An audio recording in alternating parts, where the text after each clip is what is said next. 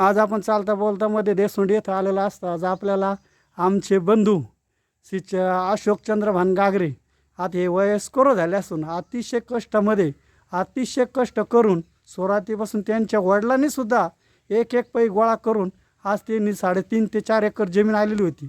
त्यांनी सर्व ट्रक व्यवसाय करून मुलांचे शिक्षण करून आणि त्यांचे मुलगा अशोकचंद्र भानगागरे यांना सुद्धा 4 मुली 1 मुलगा असून आज त्यांनी सुद्धा इष्टी खात्यात मुलगा सर्व्हिसला लावलेला आहे.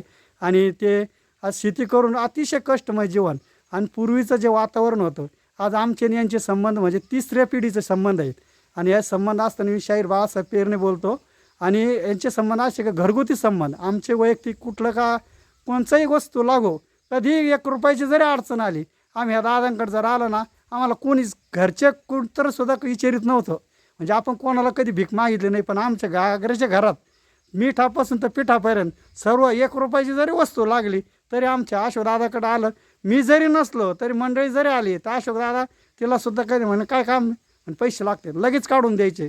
असे आमचे संबंध आज माझे जवळजवळ वय 52वर झालं आहे आणि दादांचं वय 82वर गेलं आहे. आणि त्यांचे वडला अशोकचंद्र भानगागरे पाटील यांचेसुद्धा काळापूर्वीपासून संबंध होते. आणि यांची आई काय नाव होतं का आजीचं मला बब्बाई. आम्हाला जरी काही अडचण दररोजची ना मळ्यात आल्याशिवाय तिला करमत नव्हतं. पण असे हे जे गागरे कुटुंब आहे आज आमचे पिढ्यानपिढीचे संबंध आहे. आज आम्ही यांना भेटण्यासाठी आलेलो असतात. आज आम्हाला अतिशय आनंद होतो. आज आपण लाखो रुपये कमवले आणि इतके लाखांनी इस्टेट कमवलं पण शेवटी म्हातारपणाला जीवाचा साथीदार जीवन साथीदार असावा लागतो. आणि आज आपण मुला शिक्षण देतो सर्व्हिसला लावतो मुलींचे लग्न करून देतो त्यांचे प्रपंचात जातात. आणि वयस्कर झाल्यानंतर आपल्याला अशी अपेक्षा वाटते का आपल्याला कोणतरी भेटायला यावा. दररोजच्यानं कोणतरी भेटलं 4 माणसात बसलं बोललं हीच आपली प्रॉपर्टी असते. माणसाने लाखो रुपये कमावण्यापेक्षा एक व्यक्ती माणुसकी कमवली हे महत्त्वाचं असतं आहे ना. दादा तुम्हाला आता काय अनुभव वाटतोय आता तुमच्या पूर्वीच्या काळात आणि आताच्या काळात काय बदल वाटतो. पूर्वीचा काळ चांगला होता का नव्हता. काळ चांगला होता. आत्ताचा काळ आता जर खराब आहे. पैसा मारणंच आहे पण त्याला किंमत नाही ना. पहिला पैसा नसता तर किंमत होती. आणि पहिल्या मिठात आणि पिठात चव होती. आता एवढं मीठ आणि पिठ भारी भारी आले तरी चव नाही. म्हणजे जी पूर्वीची माणुसकी ती जन्मात कधी येणार नाही. बरोबर आहे ना. आज हे पहिले दिवस कधीच येणार नाही. आता आपण आहे तर आपली पिढी पुढची पिढी संपत पुढची पिढी संपत चाललेली आहे. आनंद वाटतोय. वहिनी तुमचं नाव सांगा. मेराबाई अशोक गागरे.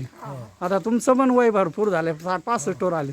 पण आता जे पहिलेच नऊवारी साडी जे जुना पोशाख आता ही आठवण सुद्धा आपल्याला मोबाईलमध्ये दिसणार नाही काही दिसत नाही. पण हीच आठवण आज तुम्ही ठेवली. आनंद वाटतोय. आता बरं आहे वातावरण तब्येत व्यवस्थित आहे. आणि आलेले दिवस आपल्याला मोजायचेच आता सगळ्यांनाच मोजायचे तुम्हाला काय आम्हाला मोजायचेच. पण पूर्वीचं जे जुनं ते सोनं आणि खणखणीत नाणं आता किती पिढ्या आले तरी काही उपयोग नाही. किती पैसा कामा त्या पैशाला काडी लागली तरी जळायचं नाही. पण माणुसकी टिकत येते.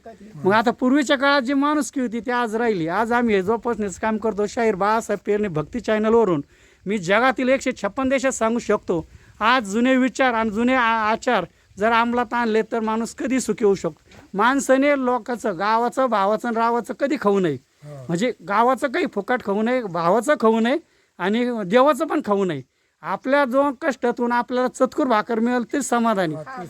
उपाशी राहिला तरी समाधानी पाहिजे. आणि सुख समाधान शांतता वातावरण पाहिजे. घरात सुख समाधान असलं तर सगळं जगात काही मिळतंय. आनंद वाटतोय. आज आमचे बंधू अशोकचंद्र भानगागरे आणि आमच्या वहिनी मीराबाई अशोक गागरे आज यांच्याशी आम्हाला पूर्वीपासून आठवण होती. मागं आम्ही यांचे व्हिडिओ बनवले होते आणि आज जगात दाखवू शकतो. आज आईवडिलांचा आशीर्वाद आणि सासू सासऱ्याचा आशीर्वाद तुम्हाला लाखो रुपये देऊन सुद्धा मिळणार नाही.